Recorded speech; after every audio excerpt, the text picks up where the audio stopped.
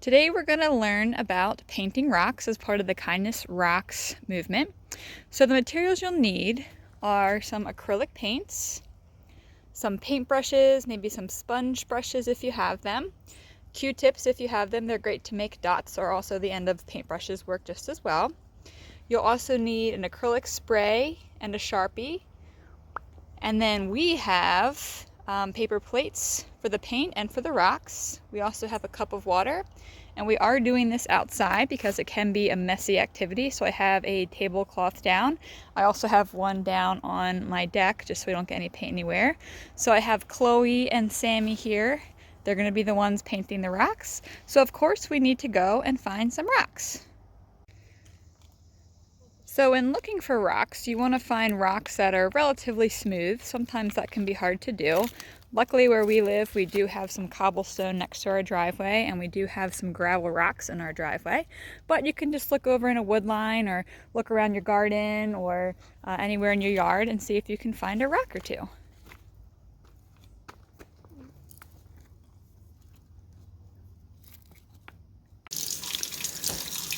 So once you've selected your rocks, you're going to want to rinse them in the sink to get off any dirt or debris, and that's going to help let your paint soak in a little bit better than trying to paint on dirty rocks.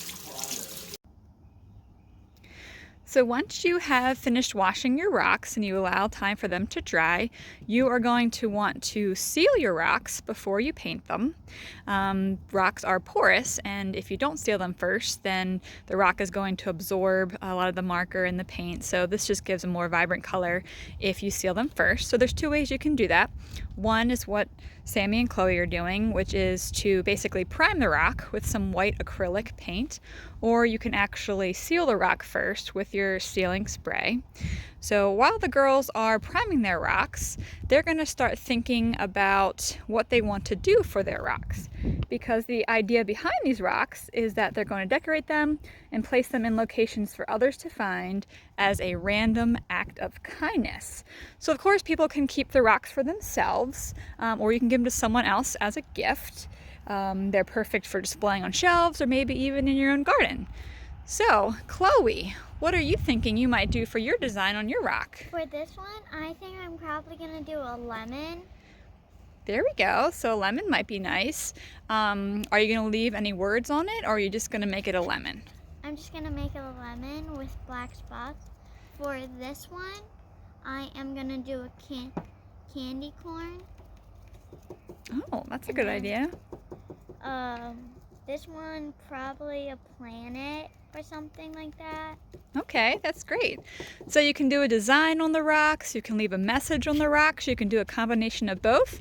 But the theory is that you're leaving something on the rocks that when someone else finds it, it's going to bring a smile to their face and they're going to be excited to find it. So we'll go ahead and let the girls finish priming their rocks, and then we'll see what we're going to do next. So while their rocks are still drying, they are selecting their paint choices. They've been thinking about their designs. So they're selecting some of the paints, and I like to have paper plates out. We did tape them down today because it is a little windy, so we didn't want the paper plates blowing away with paint on them. So they are going ahead and squirting their paint onto the plates, and they're making sure that they shake it really good first so that it's not too runny. I got this one. There it goes. So now the girls are starting to paint their rocks. And again, some of the tools you can use are regular paint brushes, sponge brushes, and then Q-tips, which are great if you want to make dots on your rocks. Or again, you could use the end of your paintbrush to make dots. So in Chloe's case, she mentioned making black dots on her lemon. So maybe she might use the tip of the paintbrush, or she might use a Q-tip. But the girls are going to go ahead and start painting their rocks.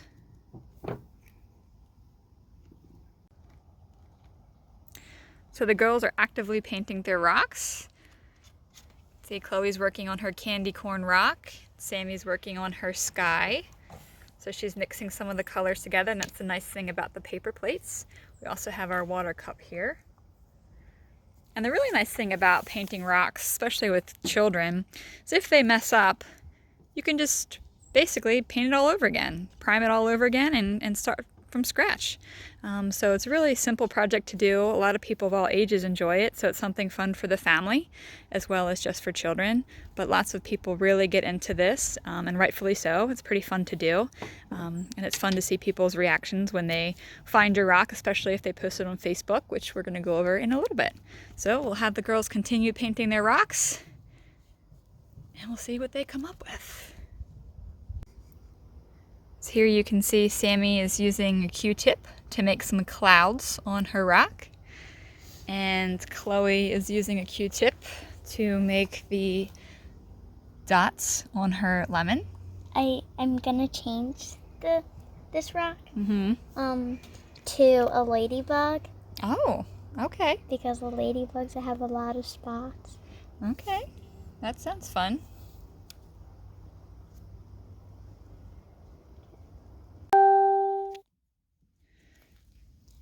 So Sammy is finishing up her rocks here. So after she painted on the rocks and they were dry, she used a Sharpie and she wrote "Be kind" and "Just breathe," and she's still working on her third rock there. Chloe has her candy corn done and her ladybug, and she's letting her planet dry. So Chloe, what are you thinking you might want to write on these rocks if you want to write a message? For this one, I really want to say "You're out of this world" Oh, that's a good one. because it's a planet and it's out of the world. Right. Smart. This one, I don't know. And then Okay. this one, I think you're just gonna say "You're sweet." You're sweet. Very nice. Okay, well, once they're dry, then we can write on them, right? Yep. Okay. And this gets a lot messier than you think. Once you are done painting your rock, you're going to flip it over and you're going to write "post on Facebook," #PRMD. We're going to go over that in a minute. Ideally, when you are preparing your rocks and you're priming them or putting the sealer spray on, you do also want to do the bottom, just so when you write on the bottom, it doesn't absorb the ink as much, but that's okay if you didn't do the bottom. So post on Facebook, #PRMD. And then the very last step, which we're not going to do right now because we do want to let our rocks dry overnight, is to spray them with the sealer spray. So this is the spray that I have for it. Again, you're going to want to at least wait overnight. A lot of people are so excited to finish up their rocks that they spray it almost immediately because they think all the paint is dry on their rocks. But it's just a good thing to give it overnight just to dry, make sure everything's good before you seal it. You can choose to seal it with 2 different coats. Sometimes people do 3, but maybe do 2 coats, and that way your colors are going to stay good and any conditions outside aren't going to eat away at your rock too much. So once your rock has been sealed, you then can decide whether you want to keep your rock or you want to give your rock to someone else. I know Sammy says she's going to be giving her rock here to her grandma, the one that says "You are my sunshine." So if you decide that you want to hide your rock for someone else to see, there's a couple things you want to think about. One, you want to think about, is it okay to hide your rock in a certain spot? So sometimes different parks prefer you not hide rocks there. For Harford County Parks, we're happy for you to hide your rocks in our park. We do ask, however, that you don't hide them in the grass. Why do you think it might be a bad idea to hide them in the grass? Because a lawnmower thing might drive it over. Right, it could mess up a lawnmower, so we definitely don't want to hide them in the grass. So where do you think a good spot is to hide a rock? On a sidewalk or next to the sidewalk.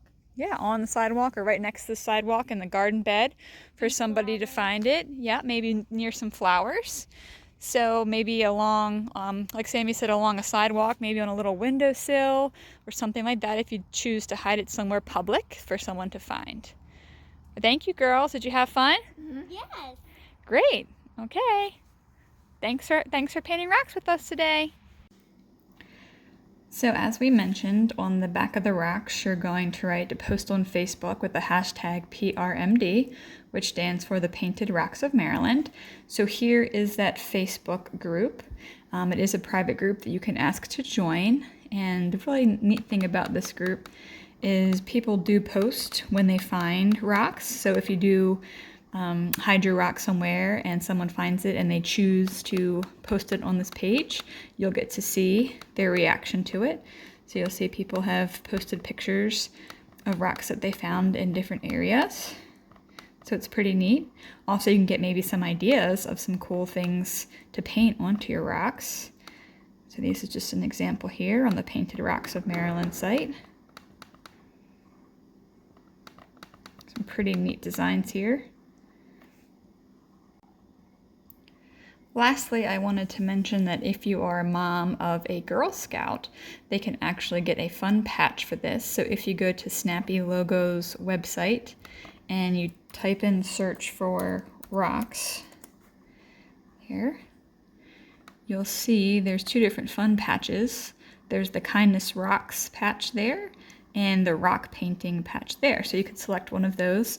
Also, if you're a Girl Scout leader, this is maybe something you could have the girls do while everybody is at home during this COVID-19 quarantine.